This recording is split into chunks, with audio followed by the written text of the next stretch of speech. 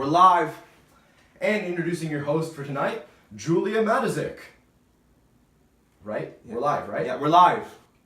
Are we live? We're live. Yes, we're live. Go, go, go. Hello and welcome to Fox 7 Patent Pending News. I am your host for tonight, Julia Matazik. And as we have all known that you have been long awaiting, tonight we are going to be doing one of our very famous and very legitimate, well-rehearsed and well-informed 5 to 6 to 7 minute specials. Tonight our subject is going to be something that many of our viewers at home have been requesting for quite some time: mental illness. Now, even though we are qualified, completely qualified and capable of explaining this ourselves, because so many people have demanded legitimate sources, we reached out to some professionals. In tonight's show, we're going to be visiting with a few different professionals in a few different fields to really explain the technicalities of phobias in particular and what they can do to the human mind. Over to you.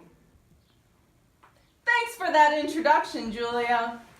Hi, my name is Shelley Belinda Melissa Rose Johnson, here for Fox 7 Patent Pending News. Tonight, I'm here with renowned psychologist Dr. Psychology, who's here to tell us a little bit about phobias. As Julia clearly informed you all, we're very intelligent people and very qualified to do this ourselves, but we wanted to reach out to a few professionals for the confidence and interest of our viewers. Now, Dr.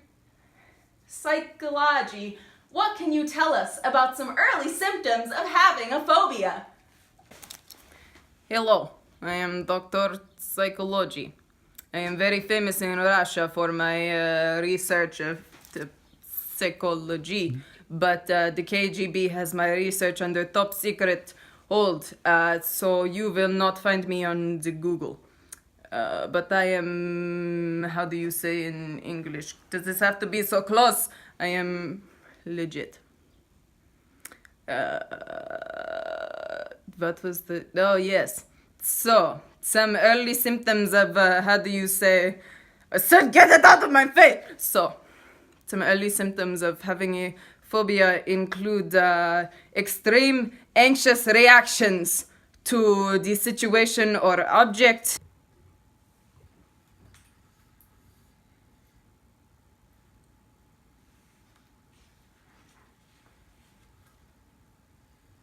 Oh my God!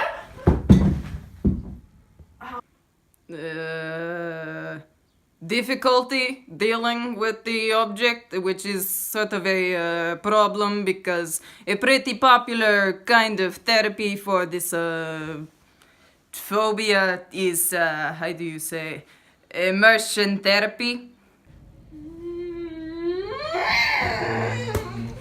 And, yes. Avoidance of the object or perhaps locations in which you have had to deal with the object can sometimes be difficult for these patients to deal with, and they will continue to have these anxious reactions, you see.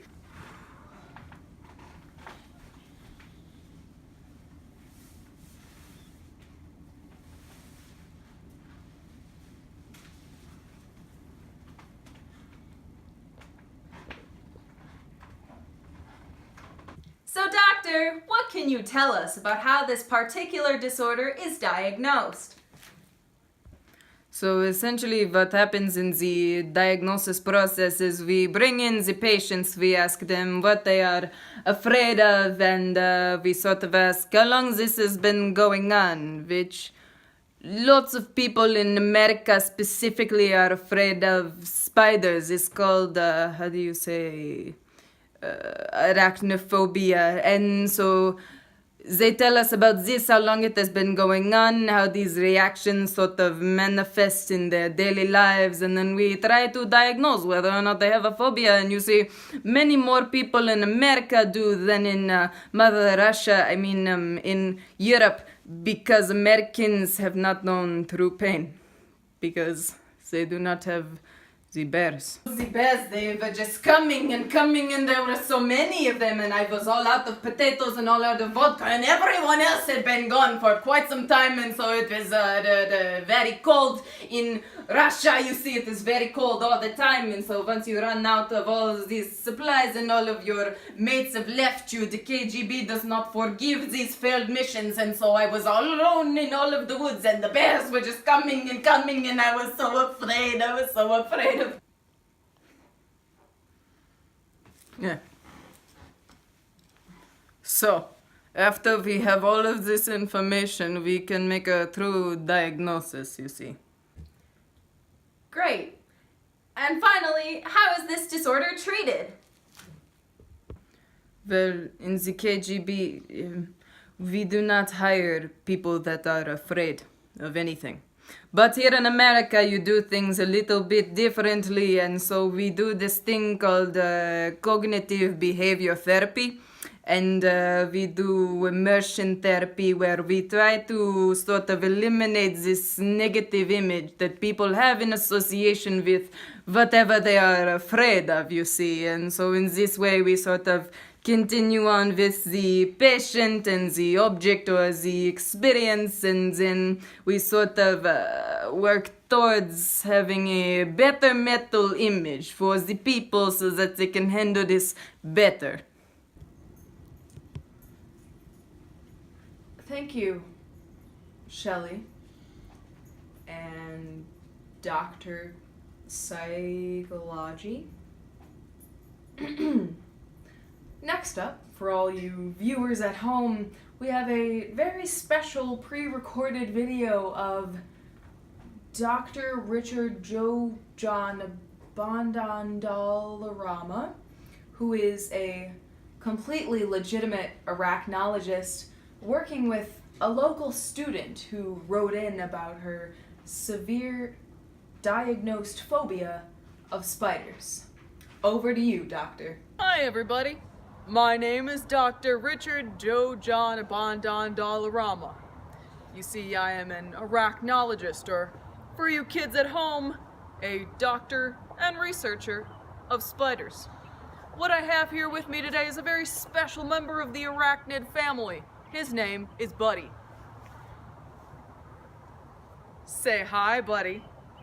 Buddy here is very big, but completely harmless, and any fear of him at all by another human being would be completely irrational, illogical, and ridiculous.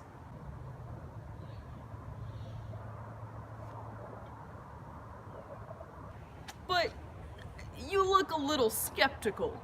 Here, see for yourself. He's completely harmless, and I think he wants to meet you.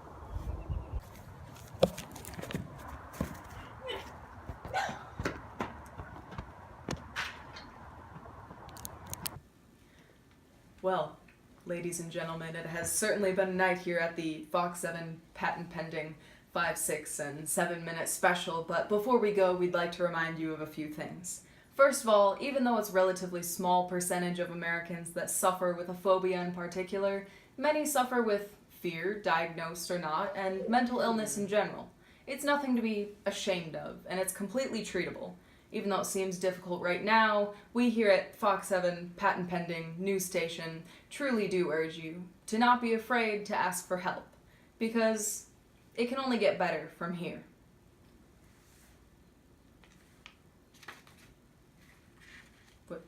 What's the next story? That's it. We're done for the night. We here at Fox 7 Patent Pending News Station wish you a good night. Be safe out there.